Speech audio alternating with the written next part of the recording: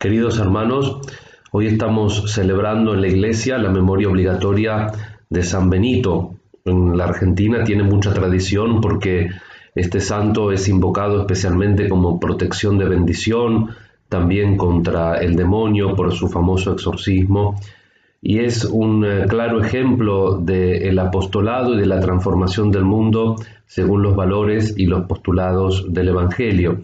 Es el patrono también de Europa. La fuente más importante sobre su vida es el segundo libro de los Diálogos del Papa San Gregorio Magno. No es una biografía en el sentido clásico, según las ideas de su época. San Gregorio quiso ilustrar, mediante el ejemplo de un hombre concreto, precisamente San Benito, la ascensión a las cumbres de la contemplación que puede realizar quien se abandona en manos de Dios. Por tanto, nos presenta un modelo de vida humana como ascensión hacia la cumbre de la perfección. En ese libro de los Diálogos, San Gregorio narra también muchos milagros realizados por el santo. También en este caso no quiere simplemente contar algo extraño, sino demostrar cómo Dios, advirtiendo, ayudando e incluso castigando, interviene en las situaciones concretas de la vida de los hombres. Quiere mostrar que Dios no es una hipótesis lejana, situada en el origen del mundo, sino que está presente en la vida del hombre, en la vida de cada hombre. Esta perspectiva del biógrafo se explica también a la luz del contexto general de su tiempo, que no difiere a veces tanto en el nudo, en el nocciolo, como dicen los italianos, de nuestro tiempo. Contexto general de su tiempo es entre los siglos V y VI.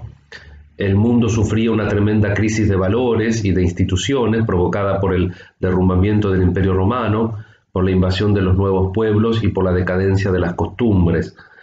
Al presentar a San Benito como astro luminoso, San Gregorio quería indicar en esta tremenda situación, precisamente aquí, en este punto, el camino de salida de la noche de la historia, de la noche oscura de la historia. De hecho, la obra del santo, y en especial su regla, fueron una auténtica levadura espiritual que cambió con el paso de los siglos, mucho más allá de los confines de su patria y de su época, el rostro de Europa, suscitando tras la caída de la unidad política creada por el Imperio Romano, una nueva unidad espiritual y cultural, la de la fe cristiana compartida por los pueblos del continente. De este modo nació la realidad que hoy se llama Europa y que otra vez está, suponemos por todas las noticias y por todos los signos, está nuevamente en una crisis de identidad y de valores. La fecha del nacimiento de San Benito se sitúa alrededor del año 480. Procedía, según dice San Gregorio, de la región de Nurcia, ex provincia Nurcie. Sus padres, de clase acomodada, lo enviaron a estudiar a Roma. Él, sin embargo, no se quedó mucho tiempo en la ciudad eterna. Como explicación totalmente creíble, San Gregorio alude al hecho de que el joven Benito le disgustaba el estilo de vida de muchos de sus compañeros de estudio que vivían de manera disoluta y no quería caer en los mismos errores, solo quería agradar a Dios. Soli Deo placere desiderans. Así, antes de concluir sus estudios, Benito dejó Roma y se retiró a la soledad de los montes que se encuentran al este de la ciudad eterna. Después de una primera estancia en el pueblo de Éfide, hoy Afile, donde se unió durante algún tiempo a una comunidad religiosa de monjes, se hizo eremita en la cercana Subiaco. Allí vivió durante 3 años completamente solo en una gruta que desde la Alta Edad Media constituye el corazón de un monasterio benedictino llamado Sacro Specco, Gruta Sagrada.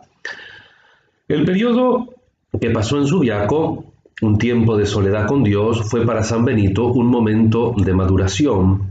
Allí tuvo que soportar y superar las 3 tentaciones fundamentales de todo ser humano: la tentación de autoafirmarse y el deseo de ponerse a sí mismo en el centro, la tentación de la sensualidad y, por último, la tentación de la ira y de la venganza.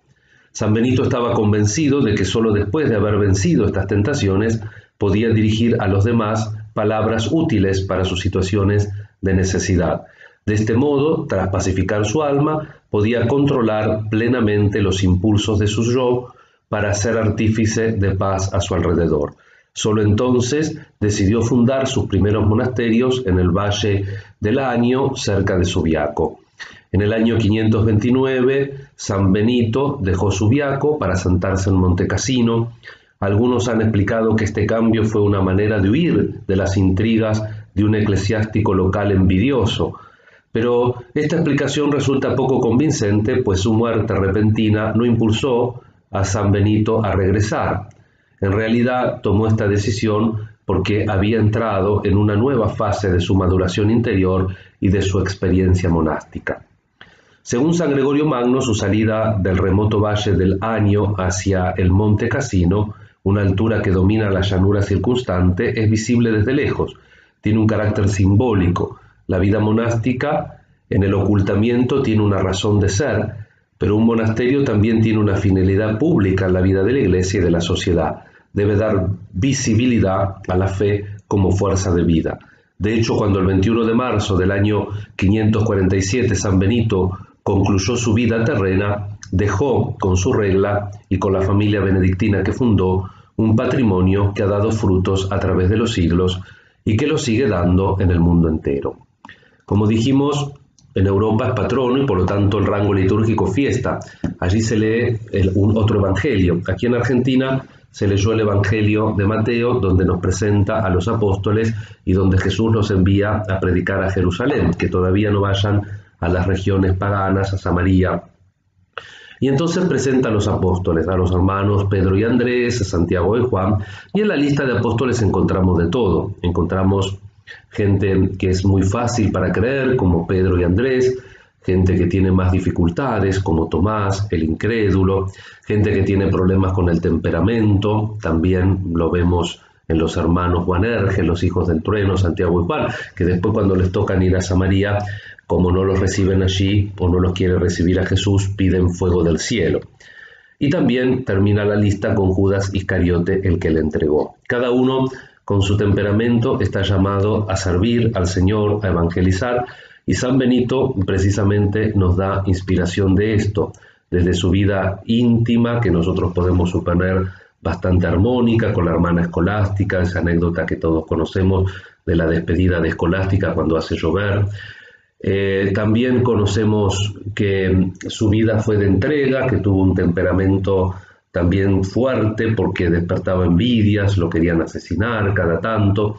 San Benito entonces nos muestra que a pesar de todas las dificultades de la existencia, podemos encontrar el camino y la manera de servir a Dios. Le pedimos entonces a Él protección para nosotros y la gracia de poder, según nuestra forma y nuestro temperamento, testificar siempre con alegría el Evangelio de Jesús. María Santísima también nos cuida, contamos con la oración de los santos, recemos también para que San Benito nos proteja del mal y nos ayude a ser fiel en el bien, usando también nuestra libertad de acuerdo a la voluntad de Dios. Que así sea.